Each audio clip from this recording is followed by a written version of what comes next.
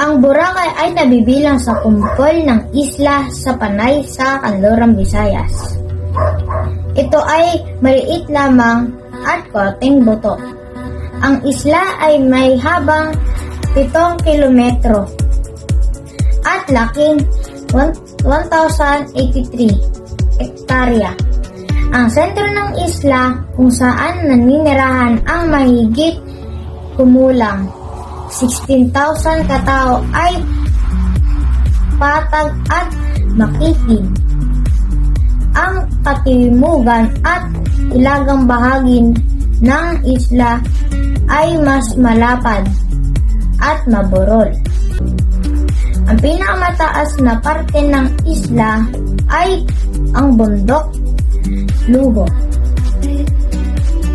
Sikat ang isla dahil sa taglay nitong white sand beach.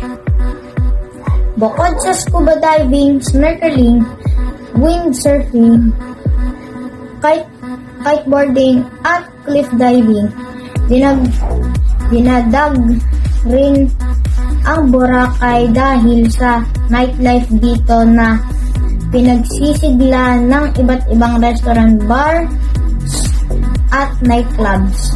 Bukod sa magandang mga buhangin nito,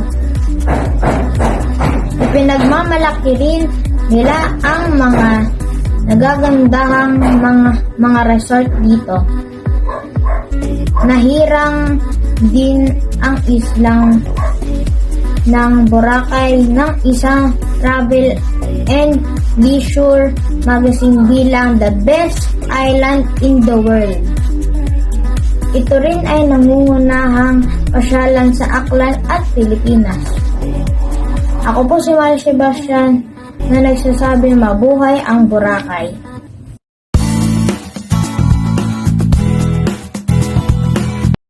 Ako po si Paul Marty B. Pacako. Ito ang Luneta Park. Ang Luneta Park ay isa sa magandang lugar sa Pilipinas. Mayroon ditong monumento ng ating pambansang bayani, si Jose Rizal, kung saan ito ang sentro ng atraksyon dito. Ito ang tinatawag na Rizal Monumento. Ito rin ang nagsilbing huling hantungan ni Rizal, ang ating pambansang bayani, sabagkat dito siya piniril at pinatay. Meron din ditong Chinese garden na kung saan magandang lugar na mag-picnic.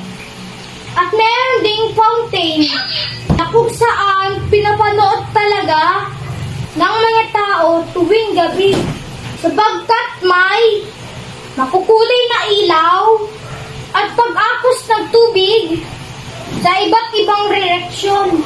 Kapag pumunta ka dito, ay malalaman mo kagad ang kasaysayan ng ating bayani at hindi ka uuwi. Wala pa rin alam tungkol kay Rizal.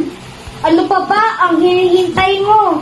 Halika na at bisitahin ang makasaysayang ok na ito upang malaman nyo ang mayamang kasaysayan sa likod na ito. Hello! Ako pala si Sukia Velasco, galing sa Grade 4 Masinop at andito ako upang pag-usapan ang magandang tanawin na Maria Cristina Falls. Ang Maria Cristina Falls ay isang talon ng Agus River sa Hilagang Mindanao, region ng Pilipinas. Alam niyo ba na ito ay minsan tinatawag ng kambal bumaba bilang daloy ay pinaghihiwalay ng isang malaking bato? Ayun lamang, paalam Teresians! Ang umaga po sa inyong lahat.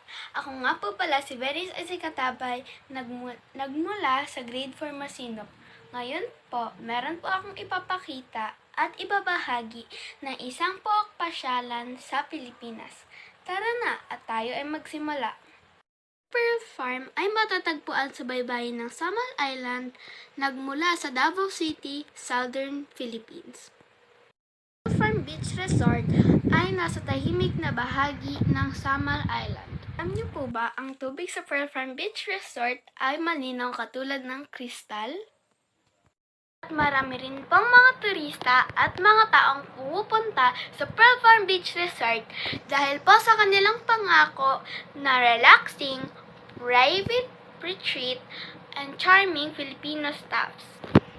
Ngayon po, wala pong masyado na pumupunta sa Pearl Farm Beach Resort dahil po sa ating pandemya. At ayun po ang isang magandang pook pasyalan sa Pilipinas. Sana po na-enjoy nyo po ang video na ito. Bye! Ingat po kayo! Ako nga pala si Yuki Asha Escotera from Grade 4 Masinop. Ngayon, ipapakita ko sa inyo ang pinakamagandang lugar sa Mindanao. Lanao Lake. Lanao Lake ay malaking lawa sa Mindanao at pangalawang malaki sa Pilipinas. Ang Lanao Lake ay kabilang sa 15 makaysaysayan na lawa sa buong mundo. At halina kayo, samahan niyo kung pumunta. And that's all. Bye! Hello guys, ako nga pala si Francis Kian Utul at ituturo ko kayo sa Tugot ni Angelo. Tugot ni Angelo ay matatagpuan sa Abra. Ito ay napakalaking at ang kanyang tangkad ay umaabot hanggang sa langit. Lamang po, paalam! Isang magandang araw sa ating lahat! Ako po si Georgina Isabel V. Barbosa mula sa Grade 4 Masina. Ngayong araw ay ipapasyal ko kayo sa isa sa pangunahing tourist attraction sa Pilipinas dahil sa kahangang-hangang man-made structure nito. Ito ay ang Banay Rice Terraces na mas kilala sa tawag na Hadang-Hadang Palayan na matatagpuan sa Banawe, Ifugao Province. Tinaguriang itong the world's oldest rice terraces. Alam niyo ba na ito ay ginawa mahigit 2,000 taon na ang nakalilipas? Ang mga hagdanang taniman na ito ay nililok sa mga bundok-bundukin ng Ifugao sa Pilipinas na mga ninunong katutubong mamamayan ng Batan. Karaniwang tinatawag ito ng mga Pilipino bilang ikawalong kahangang-hangang puok sa mundo. Ano pa ang hinihintay niyo? Libutin na natin ang Banay Rice Terraces.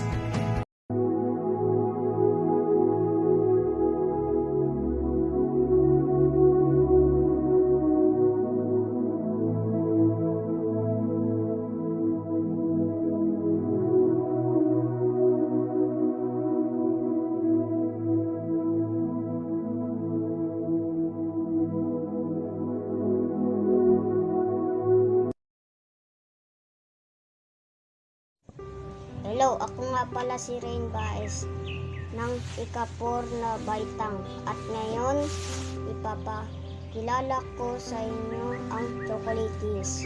Alam niyo ba na ang mga chocolates o ang mga karamelo ay isang anyong lupa sa Bohol, Pilipinas. Mayroon tinatayang 1,260 mga burol balit maaaring nasa 1,776 na lamang mga burol ang nakakalat sa kabuang lupa na 50 square kilometro. Nababalot ang mga lupa yung damo ng burolang at nagiging kulay chocolate kapag tag-araw. Kaya naging tsokolating burol na ang pangalan nito. Sikat na atrasyon ang burol. Tampok ang mga ito sa panlalawigang watawat at sagisag ng lalawigan ng burol na sumasagisag ng ng likas na yaman ng lalawigan.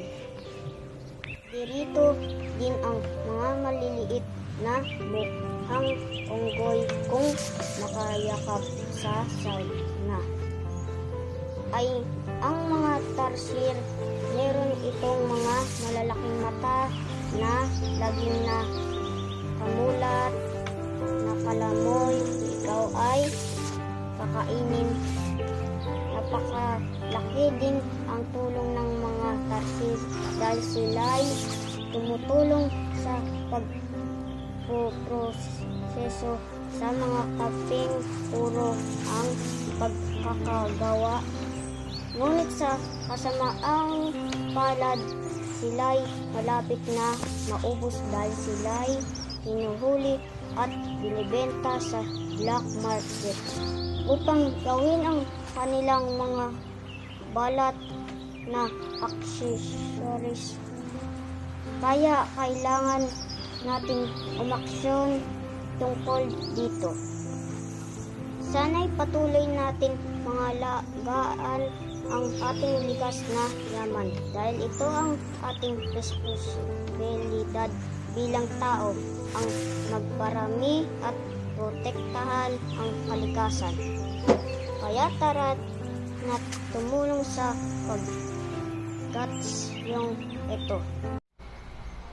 Matatagpuan ito malapit sa Manila Cathedral at Palacio del Gobernador.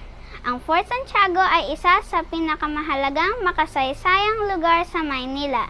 Samahan niyo kong tuklasin ang ganda at kasaysayan ng Fort Santiago.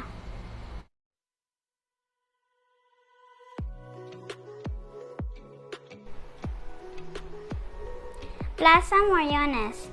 Isa itong malaking espasyo kung saan maaaring magpakain ng mga ibon at maglaro ang mga bata sa man-made fountain. Ito ay isang man-made kanal na nakakonekta sa Ilog Pasig patungong Looc ng Maynila. Ito naman ang pangunahing tarangkahan ng Fort Santiago. Ginamit ang Fort Santiago bilang punong tanggapan ng militar ng mga nanakop sa ating bansa. Sa gitna, makikita ang Plaza de Armas. Mula sa pangalan nito, dito nakaimbak ang mga armas kapag hindi ito ginagamit. Nandito rin ang Raha Sulaiman Theater na ginagamit bilang tanghalan. Ito ang Rizal's Chapel Cell. Dito nakulong si Dr. Jose Rizal. Ayon sa NHCP, dito ikinasal si Dr. Jose Rizal kay Josephine Bracken. Katulad ng Laguna at Dapitan, meron ditong museo ni Dr. Jose Rizal o dambanan ni Dr. Jose Rizal. Dito, binibigyang pugay ang likha ni Dr. Jose Rizal. Matatagpuan dito ang ilang larawan at gamit ng ating pambansang bayani.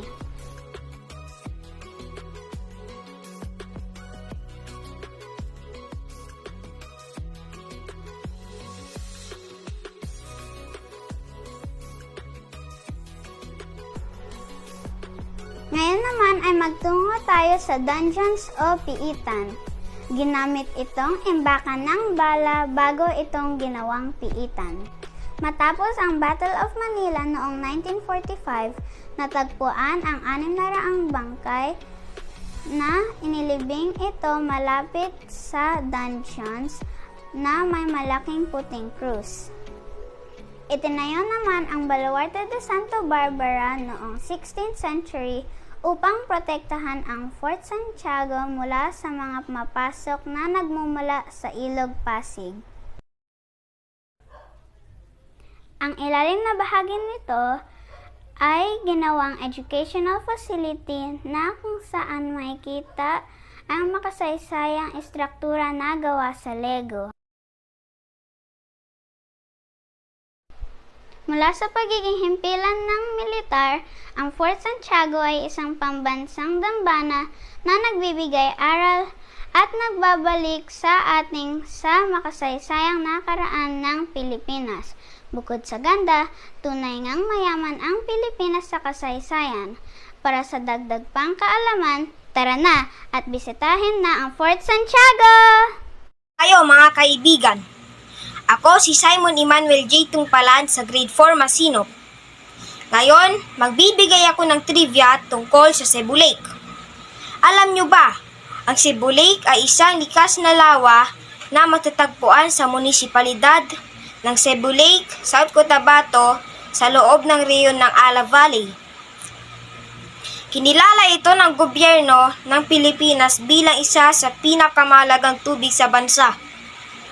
Ang Cebu Lake ay isa sa maraming mga katawan ng tubig na nagbibigay ng mahalagang irigasyon sa mga lalawigan ng Sultan Kudarat at South Cotabato.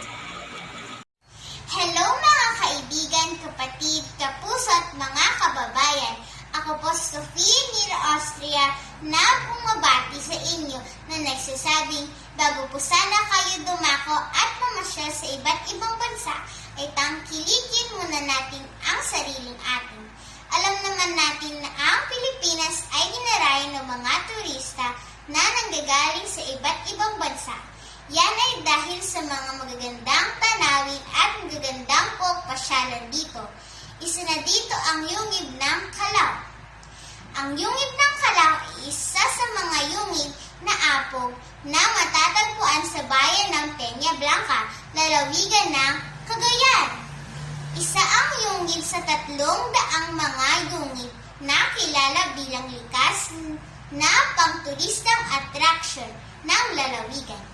Ipinangalan ang bayan bilang Peña Blanca. Salitang Kastila na ang ibig sabihin ay puting bato. Magtatagpuan ang yungib ng Calao sa mga bayan ng Magdalo at Kibal sa Peña Blanca na may 24 kilometers o 15 miles hilagang silangan ng lungsod ng Tuguegarao ang kabisera ng Cagayan. Natuklasan sa yungib na ito ang buto ng tao na tumira noong mga 50,000 hanggang 67,000 taong lumipas. Tinawag itong Taong Calao at kinumpirma ito noong 2019. Matatagpuan ang Calao at iba pang mga yungib sa kanlurang mababang burol ng hilagang bulubundukin ng Sierra Madre sa Pilipinas at nasa loob ng Peña Blanca Protected Landscape na umaabot mula sa yungib hanggang silangang baybayin ng Dagat Pasipiko. Ito lamang po, paalam! Magandang araw mga guro at mga kaklase. Ang aking tatalakayin ay tungkol sa Apo Reef. Ang Apo Reef ay isang malaking grupo ng coral sa Pilipinas na nasa Mindoro Strait. Sa probinsya ng Mindoro Occidental, ito ang tinuturing na pangalawang pinakamalaking grupo ng coral sa buong mundo. Sa laking 34 square kilometers, isa ito sa mga pinakakilalang sisiran sa bansa. Ang Apo Reef at ang tubig na pumapaligid dito ay protektadong lugar na binabantayan ng Apo Reef Natural Park at nakapila na ito para maging isa sa mga lugar na poprotektahan ng UNESCO. Maraming salamat po. Magandang araw! Ako nga pala si Isabella Johan Bichua, ang magiging tagapaglakbay nyo sa araw na ito. Halina't tuklasin ang kagandahan ng Zamboanga. Isa sa mga maganda na lugar sa Zamboanga ay ang Pasananca Park. Ito ay isang garden park na ipinangalan sa dating mayor Maria Clara Lobregat. Sa parke ay may iba't ibang uri ng bulaklak at paro-paro. Makakakita ka dito ng orchids, iba't kulay ng rosas na napapaligiran ng magagandang paro-paro.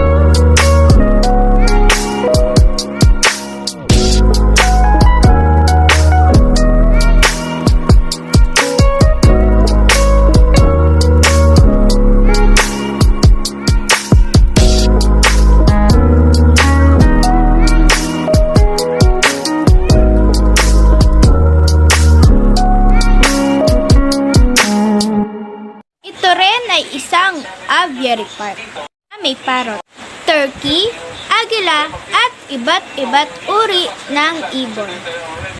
Marami kang maaaring gawin sa Pasunanca Park. Isa dito ang paglalangoy dahil meron ditong 3 uri ng swimming pool.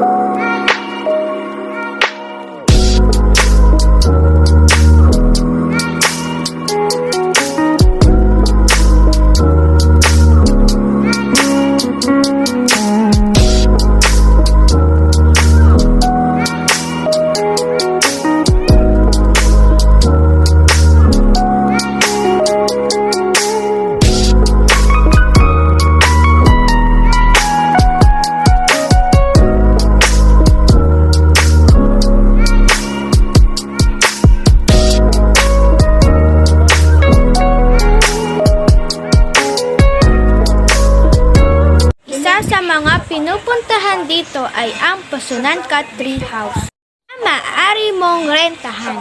Murang halaga, lalo na kung may espesyal na okasyon.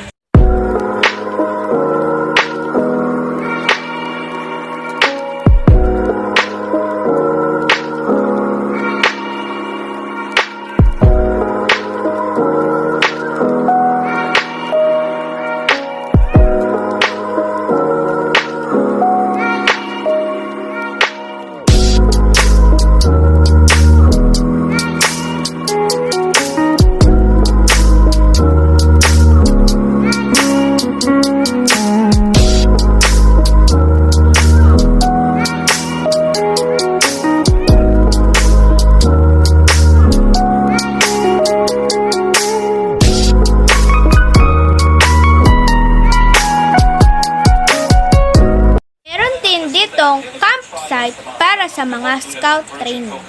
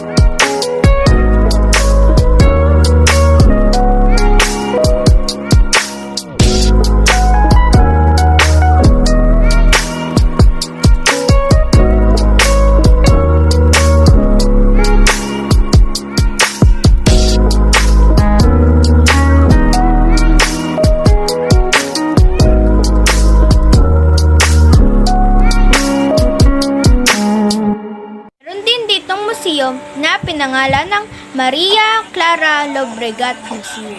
Ang pag-ikot sa Pasunanca Park ay tatagal ng 2 oras. Kaya tara na, tuklasin ang ganda ng Pasunanca Park.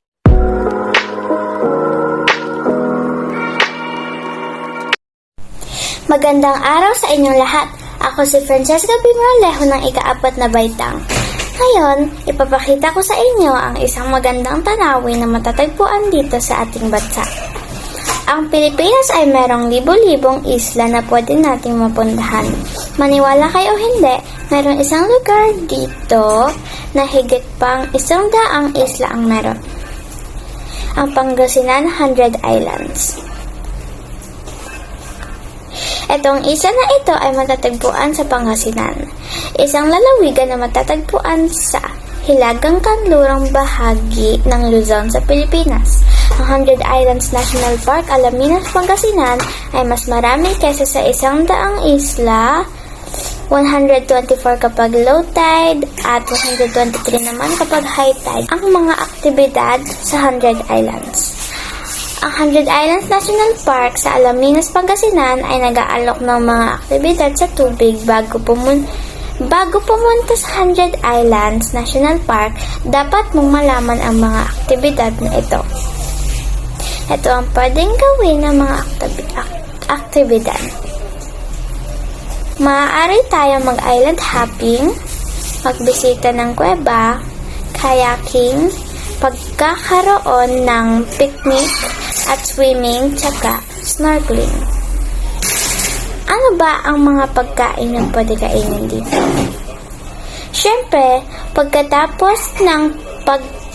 pagkatapos natin gumawa ng mga aktibidad, tayo ay magugutom. Kaya, ito ang ilang mga pagkain na dapat matikman. Ang puto kalasyaw, pigar-pigar, lechon bagoong, mangaldan tapa, San Jacinto corn, Alaminos longganisa at bangus. Paano makapunta dito? Para makapunta dito sa Pangasinan galing sa Manila ay hindi ganon kakomplikado. Simula sa Cubao o Pasay, pwedeng sumakay ng bus papunta sa Alaminos, Pangasinan kung saan matatagpuan ang 100 Islands. Ano ang pinakamagandang oras ng pumunta sa 100 Islands? Ang lalawigan ng Pangasinan ay karaniwang may kaaya-ayang panahon, kaya ito ay isang perpektong lugar para sa bakasyon sa buong taon. Gayunpaman, ang Pangasinan Islands ay nakararanas din ng mga bagyo at monsoon rains, kaya iwasang bumisita sa 100 Islands, Pangasinan kapag tag-ulan mula sa Hunyo hanggang Oktubre. Alam niyo ba, may kuweba din doon na tinatawag na Imelda. Ipinangalan sa dating Philippine First Lady Imelda Marcos Ampalo. Ito ay pinaniniwalaan na ang 100 Islands ay halos 2 milyong taong gulang. Pero mag-ingat sa mga nagkahagat na giant clams, na kilala rin bilang taklobo, isang endangered species na itinanim sa conservation area na ito. Maraming salamat sa pagkinig. Uulitin ko, ako si Francesca Bimalejo of Grade 4 Masinop. Bye! Hi, ang pangalan ko ay Princess. Ngayon ay may sasabihin ako tungkol sa MacArthur. MacArthur Park ay isang protektadong lugar ng Pilipinas na gumuginita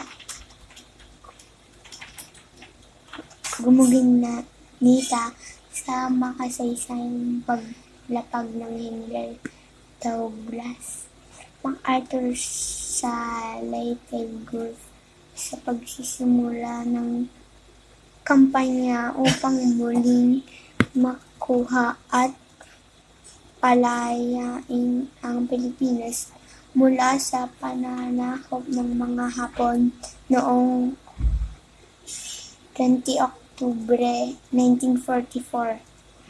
Ang kaganapang ito ay umantong sa pinakamalaking laban sa hukbong dagat ng ikalawang digmaang daigdig. Gayon din ang pinakamalaking laban sa hukbong dagat ng mundo sa mga tuntunin ng Crostone nang lumubog at ang kalaunan ay pagkatalo ng pagsuko ng Japan pagkatapos ng halos 3 taon ng war memorial ay matatagpuan sa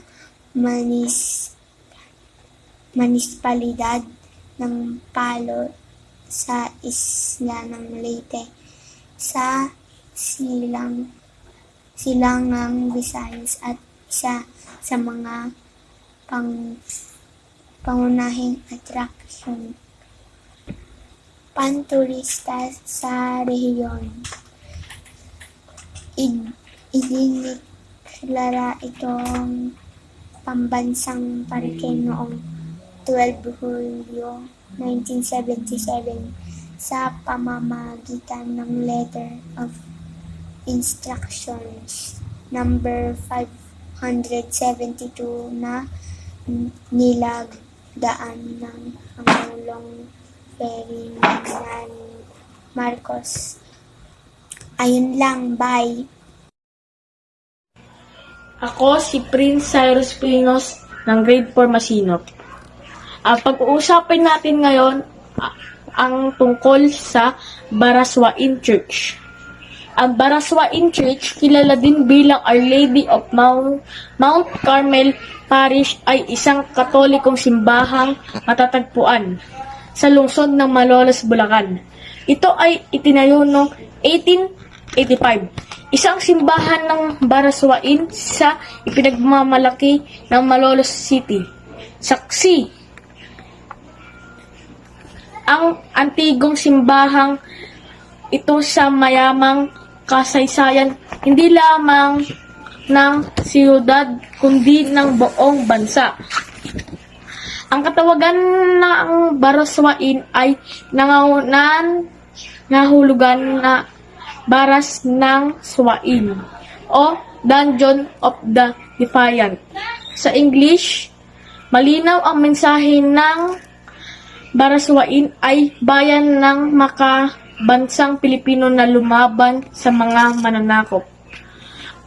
Alam nyo ba na dito naganap ang 3 mahalagang pangyayari sa kasaysayan ng Pilipinas?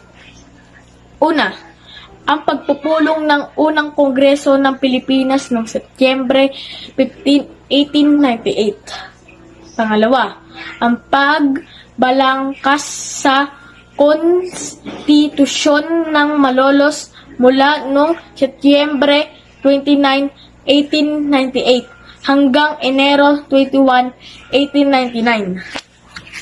Ikatlo, ang pagpapasinaya ng unang Republika ng Pilipinas noong Enero 23, 1899. Sa pook na ito, ipinakita ang kagitingan ng mga Pilipino, ipinaglaban ang ating kalayaan. Tara na, ating pasyalan ang Baraswain Church sa Malolos City. Goodbye!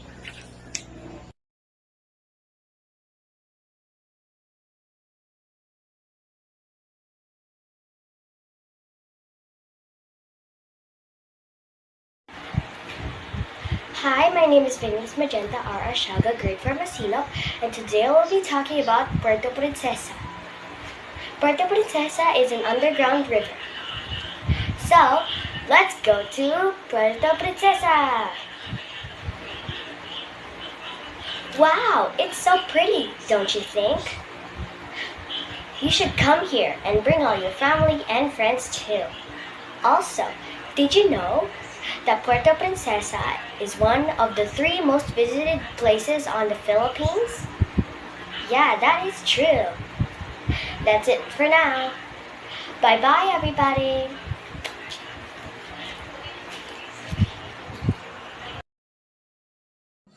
Hi, my name is Lauren Melpisi Bayan from grade 4 Masinop, and I want to share a beautiful spot called Magellan's Cross Pavilion that can be found in Cebu, exactly at Plaza Sumbo.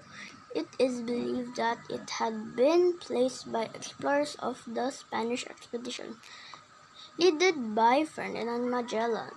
It was completed during the 1800s and it is made of coral stone. Ever wonder how it looks like? Come, let us visit Cebu and check out an 1800 structure built by the Spaniards. Bye! Ay, Leonardo. Ngayon tutungkol ko ang Kalbahan ng Pilipinas. Tuwing Hunyo 12, ipinagdiriwang ng mga Pilipino ang araw ng kalayaan nila sa Espanya. Itinataas pa ng Pangulo ng Bansa ang watawat ng Pilipinas sa Rizal Park. Marami pang inihandang programa, konseryeto at kasayahan sa pagdiriwang na ito. Sama-sama ang mga Pilipino, itinagdiriwang ang okasyon na ito. Yun lang po. Bye po.